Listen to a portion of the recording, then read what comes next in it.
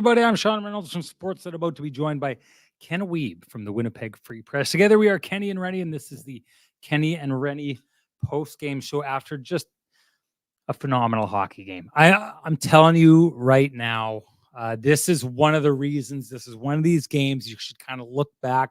And I know for a lot of us, it's been a long time since you had to worry about this concern. And I know for the younger generation of hockey, that's probably starting to get to the stage where a lot of young Jets hockey fans in their early 20s don't really remember what it was like to not have NHL hockey, but to have a team in this league, to not only have a team in this league that is capable of playing or like that, and then to have games against a team like that. I mean, the Stanley Cup pedigree is so obvious with this Tampa Bay Lightning team, but a game like that tonight, I just thought was an absolute masterpiece on both sides. This is one of those games where if the Jets had walked away with just 1 point and Tampa had got the 2 points, I'd feel exactly the same way about this game. Like, to me, I take a look at this, and to me, this is a measuring stick game in the idea that I'm starting to get where, and I think I said it in the show opener, if you were paying attention to the show opener, but these are the kind of games now going forward. And the next game against the Florida Panthers is going to be another one of those, and maybe even the game after that against the Carolina Hurricanes, who haven't had the best start, but we know have been one of the upper echelon teams in the NHL for a couple of years. It's time to start taking a look at how the Winnipeg Jets stack up against the very best teams in the NHL. And tonight, I think, yes, the Tampa Bay Lightning don't have Andrei Vasilevsky.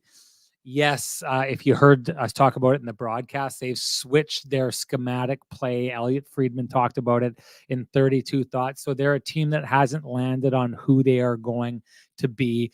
But I'm going to tell you this. Last year, I think the Jets have won 3 straight games against the Tampa Bay Lightning. There was a couple in Winnipeg. I think they put up 7 on the Tampa Bay Lightning last year. And the Tampa Bay Lightning came into town really looking to kind of Harlem Globetrot it. Well, this is a Tampa Bay Lightning team that came in on a 3-game winning streak. They stopped the Edmonton Oilers in their tracks. And when the Edmonton Oilers looked like they were building momentum, it's kind of the Tampa Bay Lightning who broke them all over again. And then they knock off really amazing come from behind victory against the Boston Bruins, the number 1 team in the NHL right now. That's the caliber that this team is. Yes, I think they're going to get better with those additions when that time comes. But I thought that this game tonight was the best we've seen Tampa look against the Winnipeg Jets for a long time. And I loved how the Winnipeg Jets looked against them. Again, a night where this is a skilled team that can push. One of the other things I liked about this was, if we go back to that Dallas game, and we talked about the idea that the Winnipeg Jets like to push teams around, and they've been able to do so. But some teams, that's just not going to work against. Some teams are so good that you're not going to do that. I thought against the Dallas Stars, they didn't handle that as well. I thought they handled it really, really well tonight, especially after Tampa comes in and ties up that game. We'll get into what I think was the Johnston Group got you covered play of the game. But the way that the Jets react after that game is tied, the pushback that we see from them. This is a team that now has points in 12 out of 14 games. 12 out of 14 games they have points. That is absolutely remarkable. And only 2 of those 12 games are not wins. They're on fire right now. There's no other way to put it. You don't do that unless you're the kind of team that refuses to beat itself. And I guess what I mean by that, if we go back and we think about certain plays, right? If we think about that play against the Arizona Coyotes where Vejmelka blows the net, goes out, turns the puck over, and the puck gets into the back of the net, and it ends up being a quick 2-goal surge for the Winnipeg Jets there. If you go back and you think of the Edmonton Oilers game when Stuart Skinner jumps out of his net and tries to go after it, turns the puck over, it ends up in the back of their net. That's the game-tying goal, which eventually sends it to overtime. I know these are like goalie situations, but I'm trying to point out ones that would be obvious that people would remember, that they can see in their heads. There's a reason the Edmonton Oilers are in the pickle they're in, is because they keep beating themselves over and over again. And there's a reason the Arizona Coyotes are not the class of team that the Winnipeg Jets are, because they make, sometimes they're young mistakes, sometimes they're, lack of focus, whatever it is, but they're making mistakes that end up in the back of their net. The Winnipeg Jets and teams like this are hard to play against. The Winnipeg Jets don't beat themselves. And tonight is a perfect example, because good stretches of the game, the Tampa Bay Lightning really pushed, and the Jets could have broken. So A, being a team that doesn't break, there is a lot to celebrate about that. But B, being the kind of team that can focus enough that in a game like that, where you've got Braden Point, Kucherov, Steve Stamkos, all these players that are really able to capitalize on mistakes and take, something that just goes slightly wrong and put the puck in the back of your net. Being the kind of team that says, listen, we're going to go through this game and we're going to go tit for tat with you. What we aren't going to do is we're not going to do anything boneheaded that is going to end up in the back of the net. That to me is a level of maturity that I don't know that we've ever seen to this level with the Winnipeg Jets. And I'm talking about the 2018 Winnipeg Jets team, because if you think about some of their moments that they had, like the Connor Hellebuyck playing the puck behind the net against the Vegas Golden Knights that ends up in the back of their net, the mistake made by one of their defenders when Riley Smith scores that goal in, I believe it's game 4 against the Winnipeg Jets in that series. I know I'm going way back and a lot of people won't know what I'm talking about, but I guess my point is that 2018 team I thought was the best team in the NHL, and their mistakes ended up killing them. I think that this Winnipeg Jets team is a more mature team than that. I'm not going to go out and say that they're the 2018 Winnipeg Jets, but what I am saying is one of the differences between that team and this is a really mature team that on a night like tonight says the only way you are going to beat us is if you do something phenomenal and your skill shines through. And they focused in. You saw a guy like Nikita Kucherov try and put a move on Josh Morrissey and get past him. Josh Morrissey played it absolutely perfectly. Again, I go back and I say that the Winnipeg Jets are a tough team to beat. And one of the reasons is because they play hard, but another reason is they do not beat themselves. And what that means is with a system by your coaches that gives you an opportunity to win on every night, and with a lineup full of players that refuse to shoot themselves in the foot. It's going to happen here or there. It doesn't happen very often. You've got a lineup of players that refuse to shoot themselves in the foot. You are going to get more and more results like this. And what it means is you are hanging with teams like this. It's time, especially next game, Jets going into Florida. It's time to start talking about where the Winnipeg Jets belong in the top 10 teams in the NHL. I know some power rankings have been kind to them. There's a reason they're kind for them. The Winnipeg Jets are earning it, no doubt. That's my take on this. Time to get the take of the man who's got the best music in the business, who's down here right now. Time to bring in Ken Wiebe, everybody. Here he comes.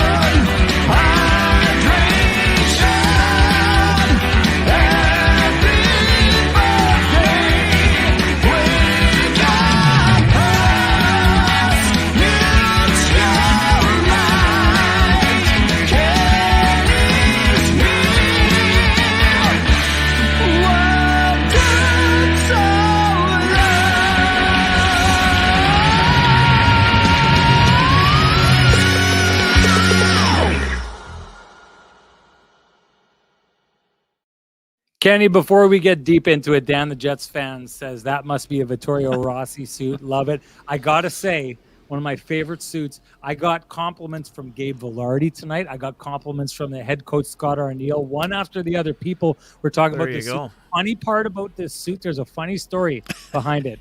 Josh Morrissey had a very similar suit, and I was like, that's a killer suit. I want one like that. So I sent the picture.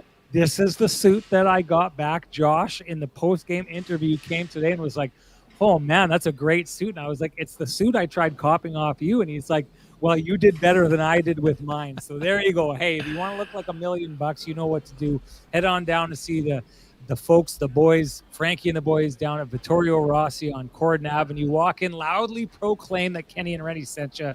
And if you want to look like if you want Josh Morrissey stopping you and saying, I think your suit looks better than mine, go down and see Frankie and the boys at Vittorio Rossi. Ken, you look great. You look like $1 million. Thank you. We'll get into the story about the shirt afterwards. Ken with the got you covered play of the game today, no doubt. But Kenny, what'd you see in that game there tonight? Well, Sean, just first with the suits, I guess it's a copycat league, right? We always say it all the time. So you got the copycatting on Josh Morrissey, but yeah, in terms of the game, it was exactly what we expected. High event hockey, lots of transition, lots of scoring chances, lots of great saves. But when I say high event hockey, I don't mean it was track meet hockey. Even though there was an element of speed to the game, this was not a trading chances in the variety of this was not a defense optional game, Sean.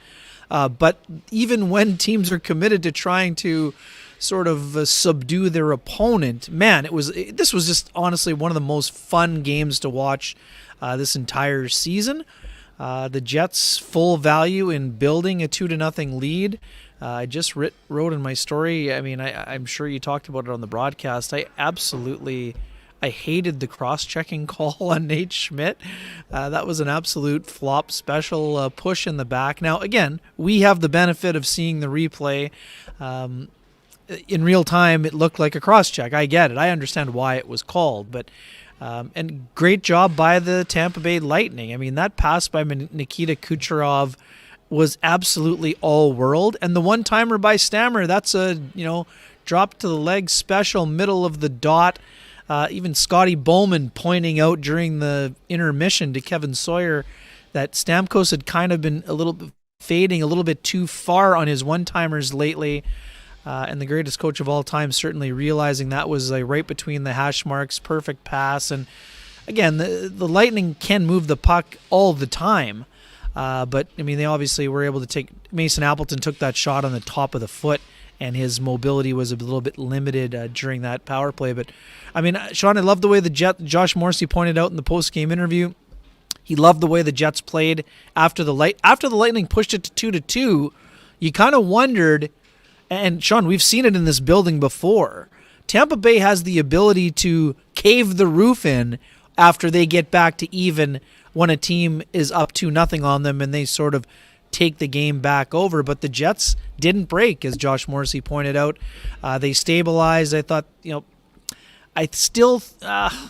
I'm torn whether the game in Edmonton was a better outing or not.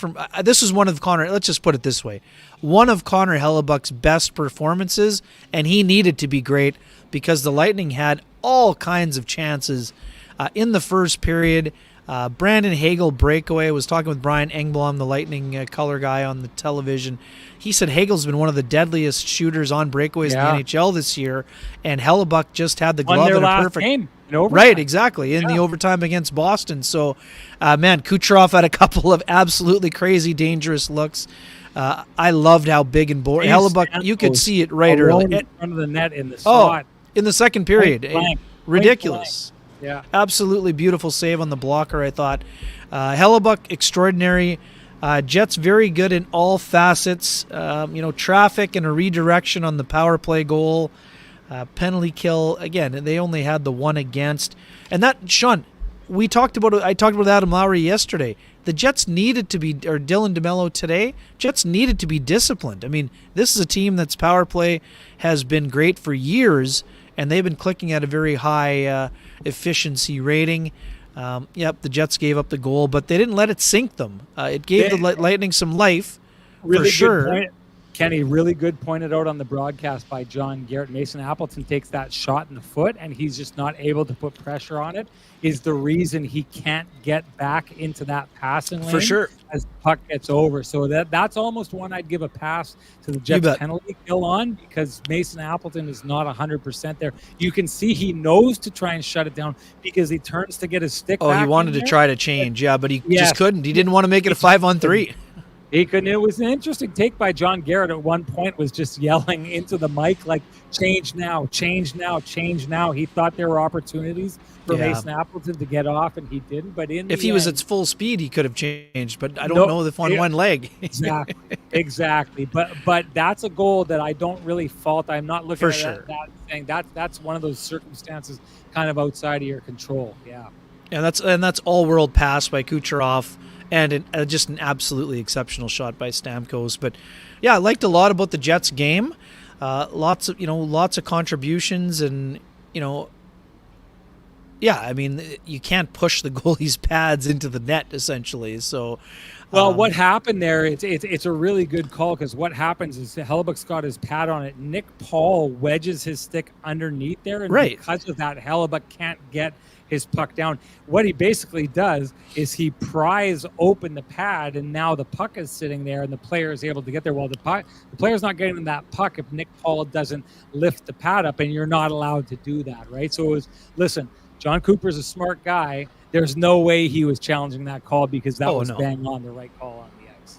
No, for sure. And I mean, the only thing there, I mean, it seemed pretty evident after the puck had hit the post that Dylan DeMello shovels it underneath. I'm a little bit I'm all for refs wanting to wait an extra beat to make sure that it was covered, but I thought it was kind of out of sight before it got jammed in. But regardless, again, very good, solid performance, Sean. And as you talked about the power rankings, I mean, we'll dig into that a little bit more here, but in terms of the opening salvo out of the buffet, I mean, yeah, this was an absolutely fun hockey game. I mean, all the things that we had talked about going in kind of transpired, and everything we heard about in the morning from the folks that are covering the Lightning, Dave Randorf, Brian Engblom, Dave Mishkin. I mean, we saw that. I mean, Victor Hedman looks like Victor Hedman in the Norris Trophy conversation. I mean, Kucherov was a wizard out there. Brandon Hagel looked great. I mean,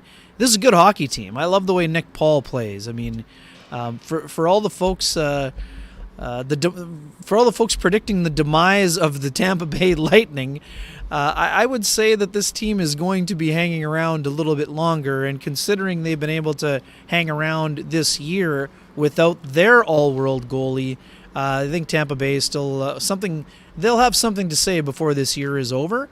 And I would imagine that they'll continue to get better. But that's why I think I'm even more impressed by the Jets' ability to hang with this team. Well, and not only hang with them, but to beat them. I'll say this, to the point that you're talking about them getting to be a better team. Had an interesting conversation with Steve Stamkos before the game. You were there for it. But one thing that really came into play on our broadcast, Ken, was Steve Stamkos had said that the Tampa Bay Lightning have changed defensively in their schemes. They've made a schematic change. And what they used to do is they used to go man-to-man, and they've switched to a zone. And he was very blunt and honest and said that they've struggled with it, and it's caused them problems. The Jets' first goal is a perfect example of that. If you take a look and you see Steve Stamkos has Josh Morrissey, and he's following him until Josh Morrissey cuts from the right side to the left side, exiting Steve Stamkos' zone. And you can see it's almost like that dog with the invisible electric fence, that if you go far enough, it's going to get zapped on the collar. Steve Stamkos is with Josh Morrissey the entire way, and suddenly just slams on the brake, because that's the end of his zone. Josh Morrissey just simply ducks back out to where there's no one in that zone. The puck comes straight to him. It's in the back of the net. So I thought that was pretty interesting. The one thing, this Tampa Bay Lightning team, is a team that, you would assume that the more it plays that system, the more it gets that system into its head, they'll be a better team. And yes, Vasilevsky will come in here. Very interesting one. John Garrett is not afraid to call what he sees on the broadcast. And one of the stories being told on the broadcast was that if you take a look at as many games as the Tampa Bay Lightning had played this year compared to last year, they actually allowed more high danger goals, 47 last year with Vasilevsky in net, than they have this year with Johansson in net, just 44. And John Garrett had said it's not the high danger shots he's having a problem with. It's all the terrible leaky goals that he's letting in otherwise. So goaltending has been a problem here. He's got under a 900% save percentage. That'll tell you enough, everything that you need to know. So when Vasilevsky gets back, it's going to be a different situation. But that said, I take nothing away from the Winnipeg Jets' performance here on this night. Josh's goal, a great goal, capitalizing on. I mean, that can give applause to Arneal and the scouting staff, right? Because they went in and realized, okay, this is what they're doing. This is what we're going to do to try and beat this zone defense. They get a goal right off the bat in the process before Tampa makes their adjustments. And then the Scheifele goal, just absolutely perfect shot to be tipped. Great hand-eye by Mark Scheifele. Nothing can be taken away from the Jets on this night. Yeah, and here Renee mentions Hedman might be cool, but JMO had 2 points. I mean, Sean, we talked about this on our walk home from dinner yesterday. I mean, Josh is quietly up to 18 points in 18 games. I mean, point-a-game player again. And, minute munching at its finest here. 23-18 again today, 27 shifts, 20-24 at even strength, 2 shots on goal, 3 attempts, 3 block shots, 1 hit, 1 giveaway, 1 takeaway, and playing in the hardest minutes. I mean, that pairing with Dylan DeMello was on the ice, against either Point or Stamkos slash Cirelli, for the majority of their shifts. And I think that they kept things pretty stable against some high-octane offense. So Josh deserves an incredible amount of credit here for his ability to, continue to elevate his game. And it's, of course, we see the offense, but, I mean, this is a guy who, wants to remain in the Norris Trophy conversation. And, in a game against Hedman, who has entered the game 3rd in defenseman point scoring, Josh gets 2, Hedman has 1, and, suddenly it's 21-18. And, as I said, I mean, Hedman's back to a Norris level. Josh Morrissey continues to play in that level. We know Quinn Hughes and Cale Makar are also having dynamic seasons, but it says a lot about Josh's ability to continue the arc heading north in terms of his all-around play and abilities. So, I think that we got to, salute or carve out some time for him as well here this evening. Yeah, we haven't talked about Josh. As someone pointed it out, we haven't talked about Josh Morrissey enough on this show. And one of the reasons why is it's like, how do you say time and time and time over and over again? He's phenomenal. I mean, I guess we should be doing it. We're not doing enough of it. I thought we told a good story about him and the Dream Factory on the broadcast, and just an absolute gem of a human being. Great guy. Hey, Ken, it's been called for. T-Shoe came in and made a good point. Not only is it the kind of win that deserves a headband, not only is this the kind of suit that deserves a headband, but throw in the fact that I walked over from the rink and I'm kind of sweating my head off. So it's time to make this a Sean's headband version of the Kenny and Renny show. Let's do it.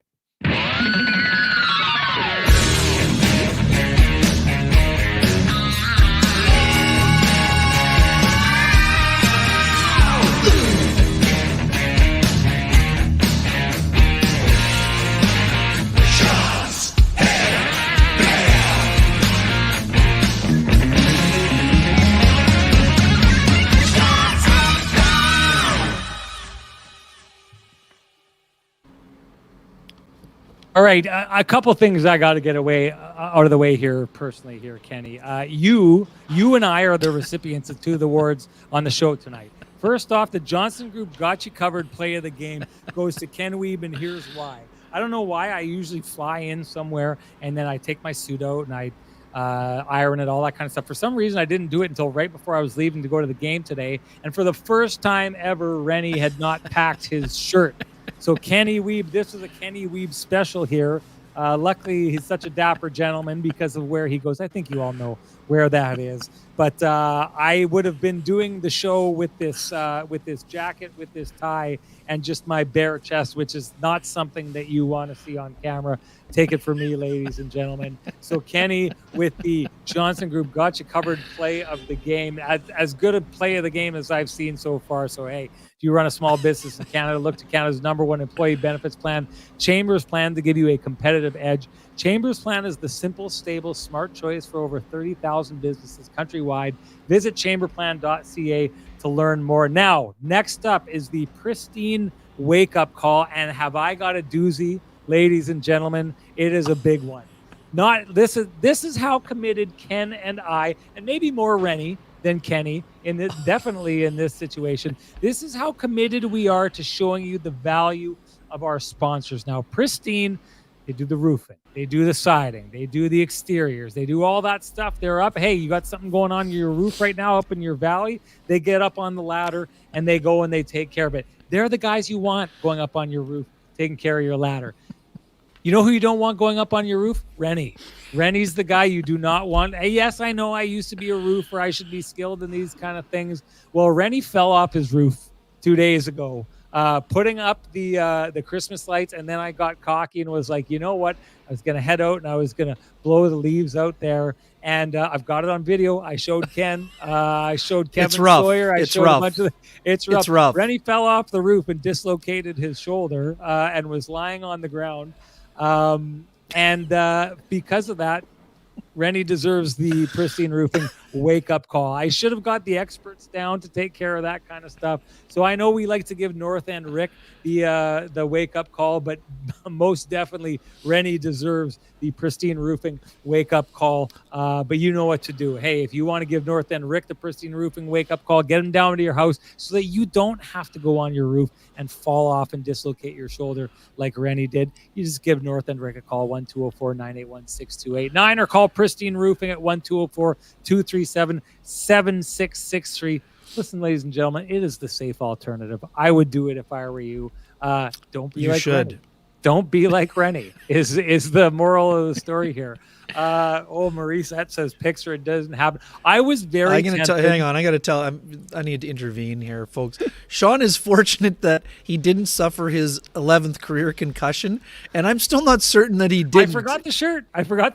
It may have been. It may have been. It's that part of my certainly brain possible. That's like, pack a shirt may have taken a little bit of damage. You never know.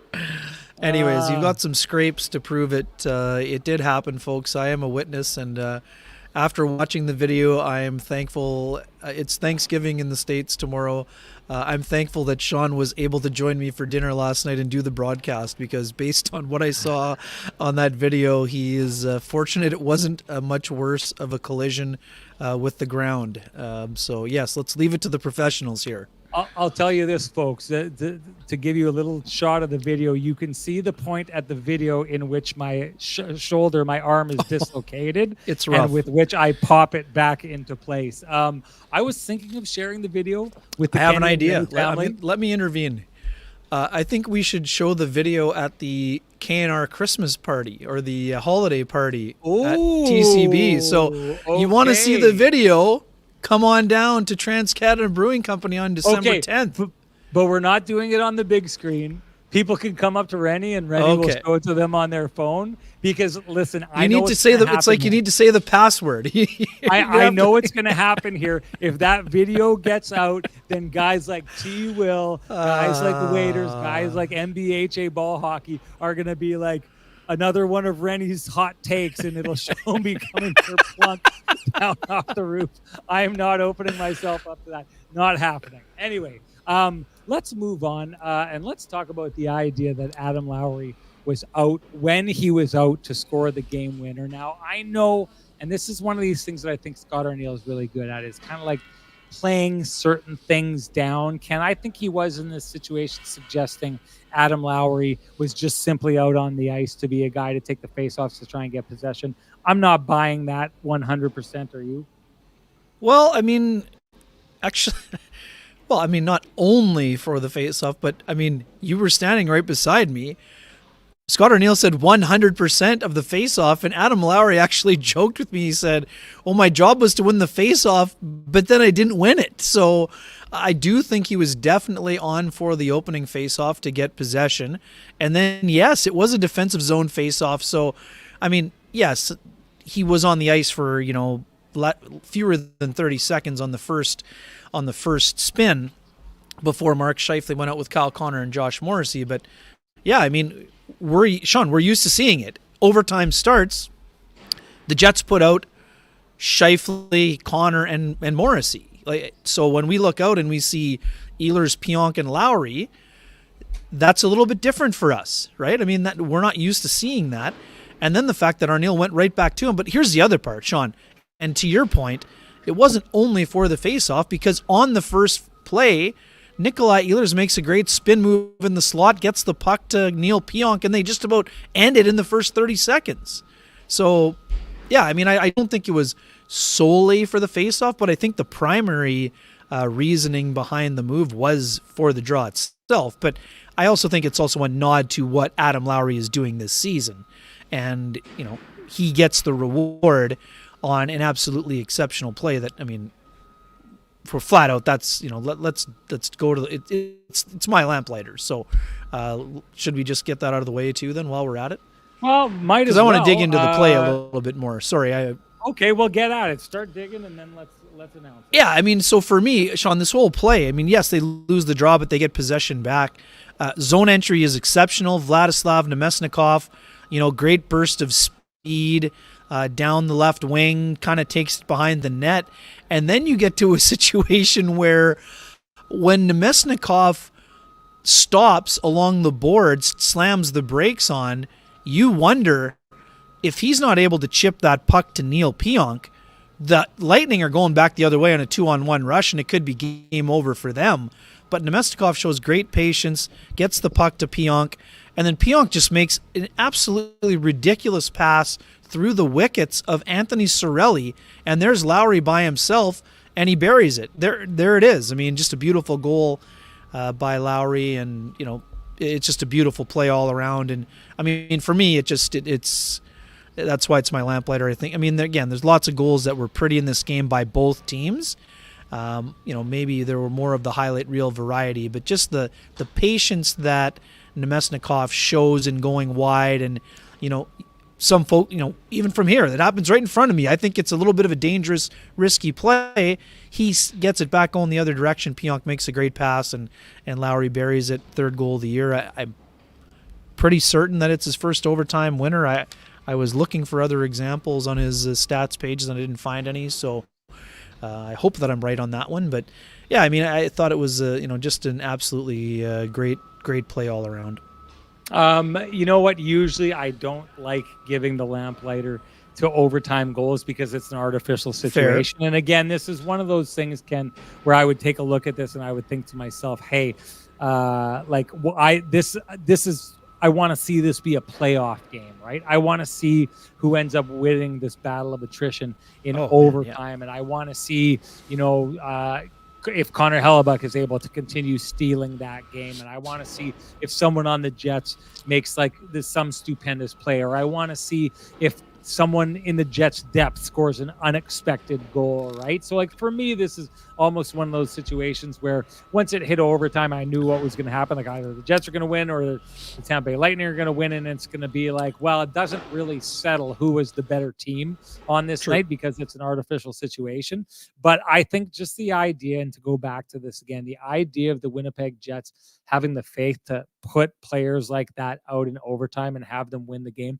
There's no I don't know that Trevor Janot is getting out on the ice in that situation to try and win that game for the Tampa Bay Lightning. I don't know that that's happening. Maybe a better comparable is Anthony Cirelli. It's quite possibly that, although I think Cirelli is, kind of expected to be a little bit of a higher scoring center than that. Putting Adam Lowry out there is just such a, we're going to win it. It's such a football mentality, right? We're going to win the field position battle. We are going to grind you. We're going to put Adam Lowry out there because we think you can put your most skilled guys on there, which says a lot about Adam Lowry. And even with that much more space, he's still going to shut you down offensively, which he did. If you think, Ken, when Tampa finally got the puck and they started looking like they were going to make noise at the beginning of that overtime, Adam Lowry is out there not giving them a sniff. They never came close to getting anything, any kind of opportunity against the Winnipeg Jets there. Adam Lowry, that was a brilliantly played overtime by him. So because of that, I agree with you. That's the Lamplighter of the game. All you out there, you should be sharing with us your Lamplighter of the game. Why? Well, if you do, you're automatically entered to win a frosty, delicious 8-pack of Lamplighter Amber Ale, brought to you by our friends from Trans-Canada Brewing Company, the absolute nectar of the gods. If you can't wait for Kenny and Renny to gift you your own 8-pack, head on down to Trans-Canada Brewing Company and join them in their tap room at 11290 Kenniston, where they have plenty of Lampies, plenty of blueberry, plenty of Arrow IPA, plenty of great beer, plenty of great food, and just one of the best atmospheres, I will say, in the entire city. So glad that will be the atmosphere for our Kenny and Renny December to remember / December to dismember / Kenny and Renny Christmas / holiday party. We're looking forward to it. Now, a tasty little bit dangled, a carrot dangled in front of everybody. If you want to come down, Renny will show you the video on his phone. Like I said, I'm not putting it anywhere where it's going to be able to be used against me. If I trusted our chat room, Ken, I would put it out there. But there's too many snakes, too many Kenny apologists in there that would use that against me in an unfair manner. So I can't do that. But there we go. If you want to see it, come on down to the December to dismember, which was almost what happened. Renny was almost dismembered when he fell off the roof, was essentially what happened. But it was also a little bit of a ladder match thing too, which may go with the theme. Anyways, time to announce our winner of the Lamplighter, and that would be from our last show, Kent Ryan 3. Kent Ryan 3, you have won a frosty, delicious 8-pack of Lamplighter Amber Ale, the nectar of the gods, if and only if you direct message Renny at SN Sean Reynolds. I need your full name. I need an email for which I can send the voucher, and you too will have a frosty, delicious 8-pack of Lamplighter Amber Ale, brought to you by our friends at Trans-Canada Brewing Company. We give one away every show. Get on it, Kent Ryan. Okay, moving on. Let's dig in a little bit more to Hellebuck. Actually, before we do that, why don't you give Sweet Lou a shout out? Sure, folks. If you have realty needs that you would like to have met, whether you're buying or selling or just curious what the house down the corner is going for, you can contact our main man, Lou Furlan, at Royal LePage Dynamic Realty. Yeah. There we are. You can reach him at 204-791-9971 or at the office, 204-989-5000. His email is lou@loufurlan.ca. That's LOU@LOUFURLAN.ca. Lou Furlan, excellent realtor, excellent human being, and excellent supporter of the community, including this podcast, for which we are very grateful. And again, like we say about our good friends at Vittorio Rossi, when you contact Lou, tell him that Kenny and Renny sent you, and be prepared to be wowed by his excellent customer service. I will say this. This is the first time in my life that I realized that Sweet Lou isn't Superman, because he wasn't there to catch Renny when he fell off the roof. It's the only clue. It is the only clue. Let's dig a little bit deeper into Connor Hellebuck. You don't be trying to take yourself off the hook here. Come on now. Connor Hellebuck, what'd you think? Dig deep into this. Oh man, sorry, we've been talking about this for weeks now, that Connor Hellebuck has another level to hit, and this just in, he's hitting it. Today's a great example, and the only thing, I know that Connor doesn't necessarily care about these things. The only way this could have been better for Connor Hellebuck was if Andrei Vasilevsky was standing at the other end of the rink in a game where two teams went toe-to-toe and were tossing haymakers at one another, and goalies were making saves left, right, and center. But Hellebuck was exceptional in this game, and as well as the Jets played in building that 2-0 lead, if it's not for Hellebuck, the Jets would have never even taken the lead, is what I would say in this game, Sean. Like, this is vintage Hellebuck. When we talk about Connor needing to be better, this is what we're talking about. We're not asking Connor Hellebuck to put his team on his back every single day, go out and earn that money. That's not what it's about. It's about Connor Hellebuck playing at a level he has clearly established as an NHL goalie, as an elite NHL goalie. And, in a lot of the nights, he was just a human being, which, again, that's not a knock on Hellebuck. It's that he has the ability to be superhuman. So when he's not superhuman, it kind of stands out. So to me, the fact that Hellebuck put together a performance like this, stacking with some of the other performances. Like I thought we saw some elements of this last week against New Jersey and certainly against Buffalo. This is the best news for the Jets, and Sean, it reinforces what you were talking about in the open. The reason the Jets are legit and can be a threat is because they were doing all of this with sub 900 goaltending. We can't say that anymore, Sean. Connor Hellebuyck, after tonight's 29 save performance, is at 900. So he's no longer sub 900. He's at 900 and heading north in a hurry. So that's a huge development for the Jets. The fact that Brossoit has put together consecutive victories and looked a lot more stable in the net against the Arizona Coyotes, that's important. And I was talking about this with Scott Arniel yesterday and with you at dinner time. I mean, I think the Jets still need to get Laurent Brossoit a start on this road trip, probably Agreed. Against Nashville on Sunday. That is game 20. Right now, Laurent Brossoit has 4 starts. So in order to get to 25, let alone 20, he's got to play a 5th game in the first 20.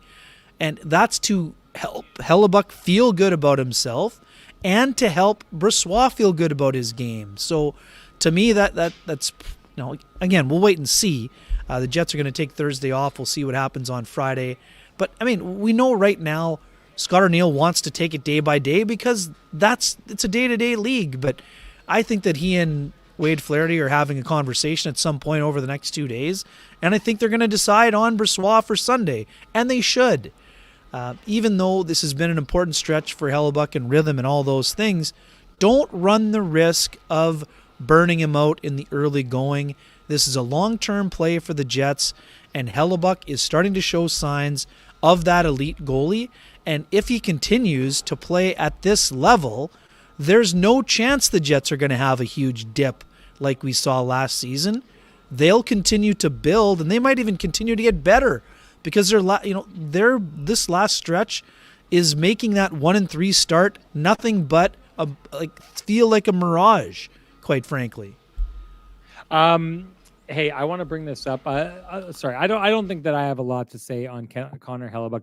I will take and fuse this and kind of jump it into the next topic. One thing that he's done absolutely phenomenally this year, I was asking questions about it beforehand. The Jets going into this game were 9th in the league in breakaways allowed. You think back to that Buffalo game, 3 breakaways there. Earlier on, St. Louis had a game where Jordan Kyrou had 2.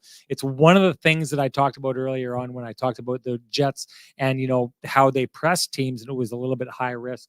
Connor Hellebuyck's allowed 1 goal on them. So the Jets right now are 5th in the league when it comes to allowing breakaway goals, which means 4 teams haven't been scored yet on the breakaway. But as I know some people have been a little frustrated with Connor Hellebuyck and don't think he's at the top of his game.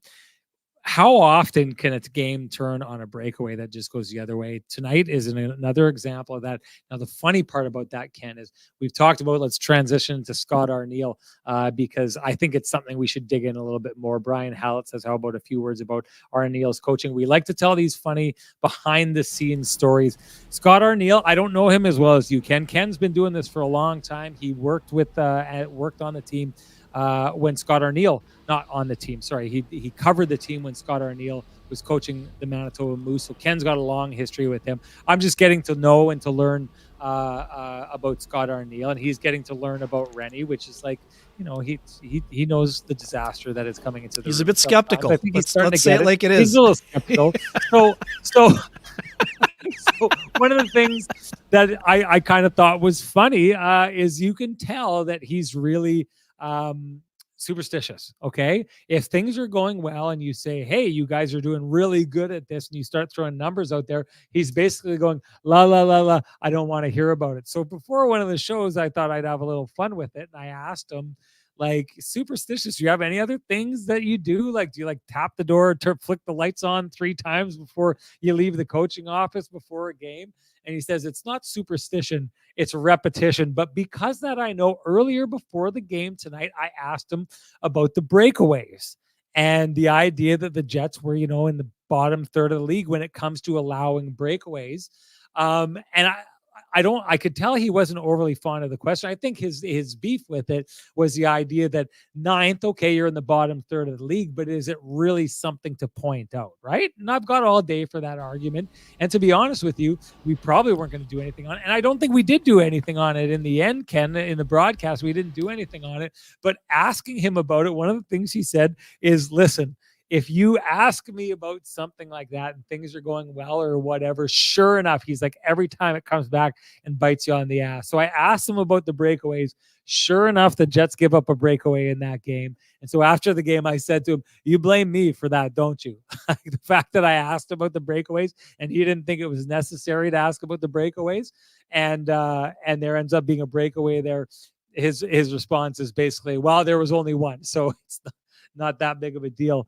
But to get to Scott Arniel, 2 games ago, before the last 2 wins that the Winnipeg Jets had, the Jets record under Scott Arniel, he had a winning percentage of .675. I don't know what it is right now. I know that it's better. I know that probably means it's approaching 700. You could not ask for more than you're getting from Scott Arniel right now. And again, I'll bring it back. The first goal of the game to me, I could go ask the players about it, but the first goal to me is a recognition of where the Tampa Bay Lightning are struggling right now, where the Tampa Bay Lightning said to us that they're struggling right now, and the Jets went out and immediately exploited it in the game. That's good coaching. That's good pre-scouting. That's having a good plan to draw up, to take advantage of something like that. And in a game that ends up tied and going into overtime, every goal like that counts. So you can say the coaching staff owns a huge piece of that win tonight, because they basically go out and they get the Jets a freebie goal because they know where the other team is weak. They know that schematically the other coaching staff is trying something that the players don't have locked in yet, and they take advantage of it. Scott Arniel, you could not ask for more than what you're getting from him. And I say it again, how jealous is the rest of the NHL right now? How jealous are the Edmonton Oilers, who went out and made what I think is a massively risky coaching change? How jealous would you be to take a look and think Rick Bowness walked in and was able to pull off what he pulled off here with the Winnipeg Jets for the first half of the season last season, getting them in the playoffs and then having them bounce back the way they have this year? But to have Scott Arniel walk onto the bench afterwards and run this team the way that he does, to the success that they have, the Winnipeg Jets are spoiled. And I've said this, the Winnipeg Jets as an organization don't do everything great. I was probably the most vocal journalist in all of Winnipeg when it came to the idea of the culture that the Winnipeg Jets had and the changeover that was required. I think this year is a good example of what happens once that change is made.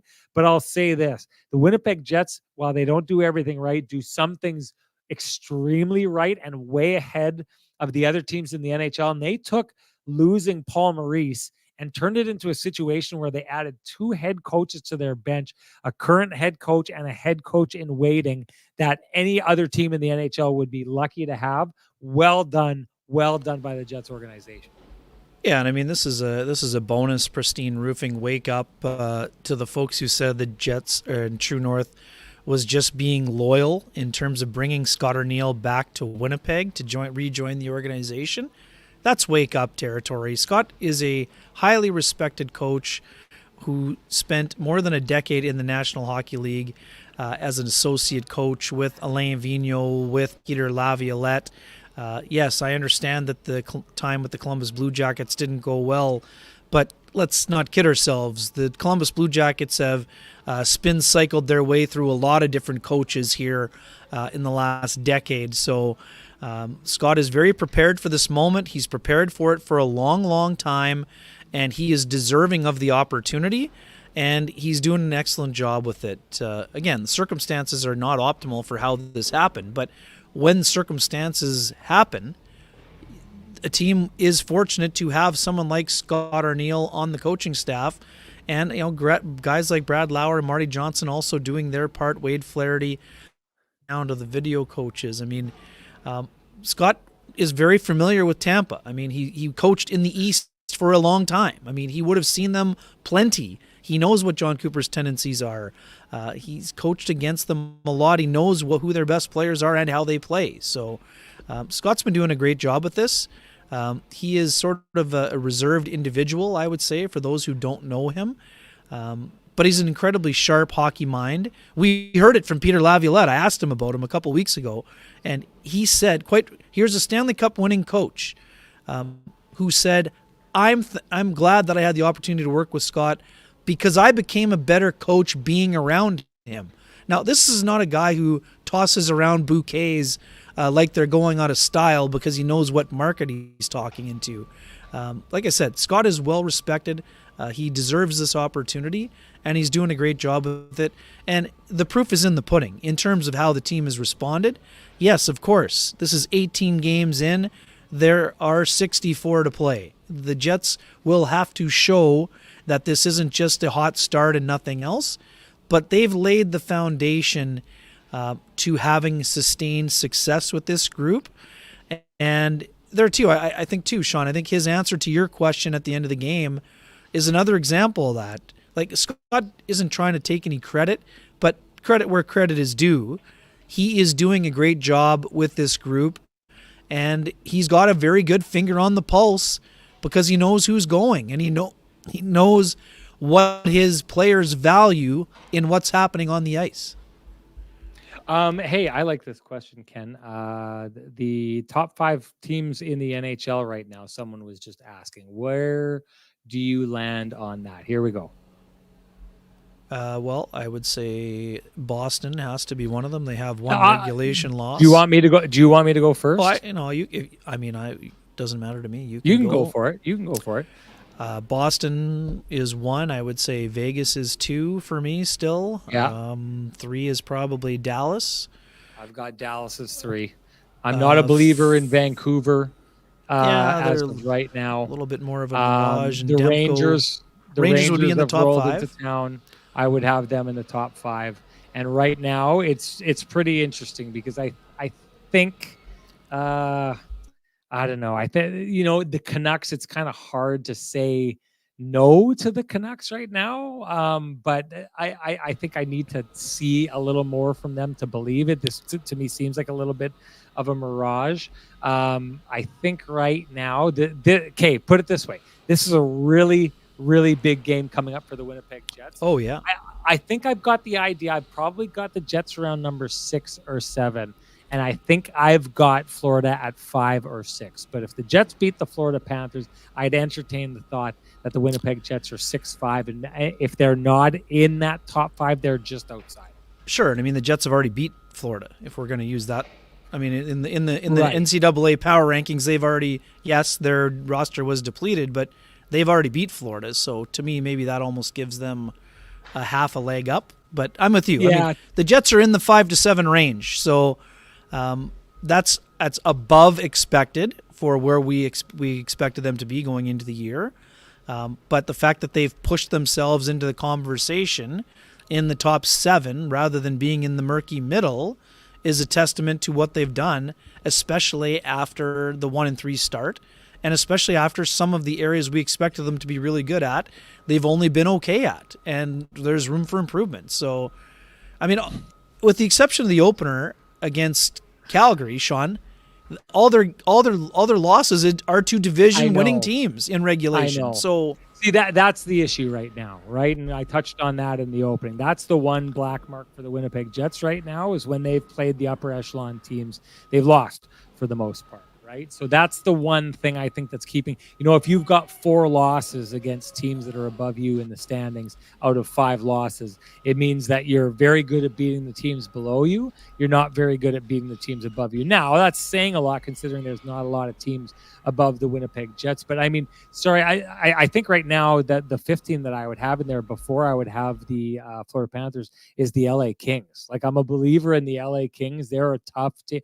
All the things that I say about the Jets that makes them tough, the LA Kings have that as well. And let's be honest with ourselves. I think the Winnipeg Jets thought that they need to be more like the LA Kings, and so went out and traded Pierre-Luc Dubois and got a bunch of LA Kings. I think the LA Kings style is a style that the Winnipeg Jets are trying to play. And we're going to see as the season wears on if the Jets can be better at being the LA Kings than the LA Kings are. Right now, they're not. When they played against them earlier in the season, they most definitely were not. one way or the other.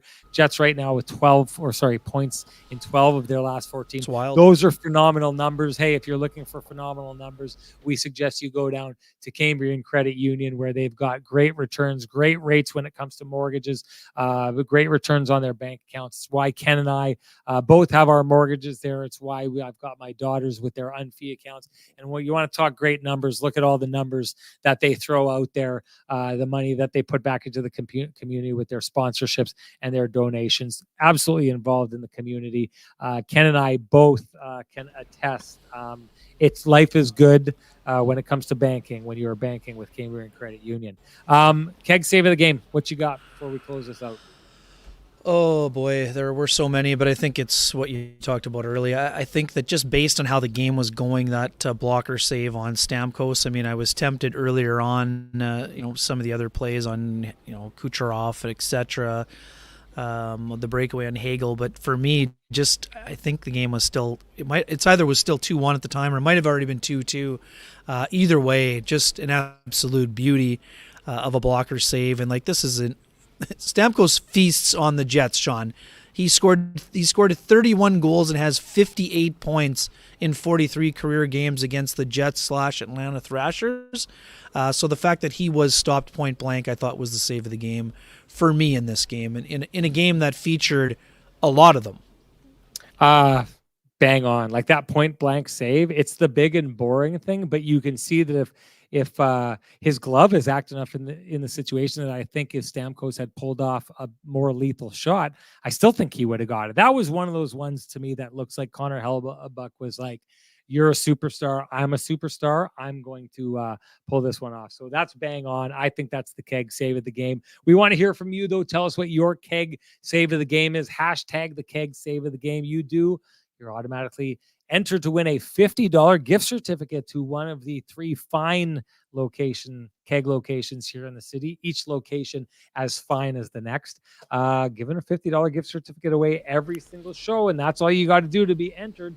And that means it's time for us to talk about the winner of the Keg $50 gift certificate from the last show, and that would be Bardo. Bardo, who has come to, again, I love it when the people who invest in us we get the opportunity to invest back in them. Bardo has been to a whole bunch of the Kenny and Renny live shows. I know she was at the year-ender last year. She was at 3, if not 4, of the early year shows. So hopefully we'll get to see Gold her star for attendance.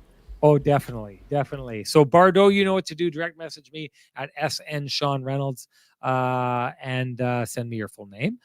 Send me your email, and I will send you a $50 gift certificate to any of the 3 fine locations of the Keg in the city, each finer than the last. All right, Ken, before we wrap this up, I wanted to touch on something. A colleague of ours, Mark Spector, a man that I have miles of respect for. And I know that you do as well. And I get it as hockey fans or consumers of hockey media. Not everyone is a massive fan of everybody. I get that some people don't like Rennie's takes. I will say this. I'll fight this till the end of the earth. It is your right to be wrong. If that's what you want to do, you can do that. Go ahead and do that. But to get back to serious on this, there was a situation where Connor McDavid didn't like his question. A lot of times when things aren't going well, if you are clashing with players while things aren't going well, it probably means you're asking the right questions. A lot of people will take issue with the question that Mark asked because Connor McDavid tried to suggest that he asked the same question over and over again. I thought Mark made a good point that, hey, if you keep doing the same things over and over again, what do you want to do other than have us ask the same questions over and over again? But to each their own. I'm not trying to tell people how to think. I'm just telling you, if anyone is ever thinking of getting a hold of me and trying to bash a very good friend of mine in Mark Spector, it's going to fall on deaf ears. Massive respect for Mark Spector. Great human being. Tons of courage in his job. I've got him backed up. The situation with Tim Peel, where Tim Peel called him out. I mean, all is fair game. You want to do that. Mark messaging him behind the scenes. I thought it was a gutless move to take a private conversation and publish it for everyone out there. That's not cool. Nothing about that is cool. Thinking afterwards that it may be cool is just ultimately lame for me. You wouldn't want that done to you in real life. There's ethics that go along with being part of the media. To me, that's a clear violation of ethics. I just wanted to get that out there in that situation. Mark Spector deserved better than that. And I'll just say that in this situation, I just wanted to be on the record as backing up a very good friend of mine and someone I have miles of respect for in Mark Spector. Spec, if you ever listen to this, and he doesn't, Ken. He comes on the show every once in a while, but I don't think he's listening to Kenny and Renny tonight. But if he was, he would know how Renny feels and that Renny's got his back in that situation. And I know he knows that about you, Ken. Ken, anything to say before we go? No, another fun rink, and Sean, we've said this before, and we'll say it again. This rink is a special one for us. One of the career highlights covering that Stanley Cup final in 2022, where the Avalanche won the cup on this very ice. We were interviewing players and seeing them parade around. I mean, even thought about that. It was. I've been thinking about it a lot on my walks in the last couple of days between writing and. Yeah, it just was a absolute highlight and thrill, and then to see any time back in this rink is a real fun thing. It's great to be covering the team at the same time. And yeah, I mean, lastly, Julie Sue was just joking here. No commentary. This is another example about where the Jets are at in terms of their joy level and enjoyment about where they are as a team. When I was waiting to interview Adam Lowry, I mean, we know the situation. There's not a ton of traveling media anymore. And Adam is like, "Oh, it's only you guys." And he's like, "Yeah." So Nikolai Ehlers wanders over. I pass him my microphone, and he asks the first question about earning the Jets their day off. So, I mean, again, peeling back the curtain, it's just another example of teams enjoying themselves, enjoying each other's company, and as Lowry joked, I mean, Connor Hellebuck, everyone knows, is a big fisherman. He wanted that day off on Thursday, and he will be going fishing on the day off. So happy Thanksgiving. A year ago at this time, Sean, I was watching your Cowboys in Dallas in the house that Jerry built. So I don't know, just feeling a lot of gratitude and a lot of gratitude towards our listeners. We were over 400 in the live here tonight. That's fantastic stuff. 18 games down, a lot to go, and the fun is kind of just beginning here. No doubt. Good Read stuff. that one out here. Read that one out as the final. Big hitters says the save of the game, the keg save of the game was the ground stopping Sean from falling. Great. I'm glad that you're having a good time with that. I'll go get assessed for that concussion, and maybe you'll feel bad about it at a later date. Don't worry about it. Rennie's okay. He can move the chicken wing. Everything's good. It's not the first dislocated shoulder I've had, so it's not so bad. What is not so bad for us is the support that we get from our sponsors all the time, Ken. And I've said this once, I'll say it 100 times. If you appreciate the conversations happening in these spaces, please appreciate our sponsors who fight to keep those conversations going in these spaces. For us, that's Vittorio Rossi, Pristine Roofing, who I got the very deserved wake-up call from today, Cambrian Credit Union, Sweet Lou Furlan, the Johnson Group, the Keg, and of course, Trans-Canada Brewing Company. Like Ken said, over 400 people in the chat room. It's good to see people getting excited. There's reason to be excited, and we love it when you come here and share your excitement with us. That's great. Another chance to do it as the Jets head down deeper into Florida, where Ken is going to go. I'm heading home, but Ken, enjoy your trip down to Sunrise, Florida. Going to be a huge game between the Winnipeg Jets and the Florida Panthers. We can't wait to chat with you all right here afterwards. It's going to be a good one. Have a great night, everybody.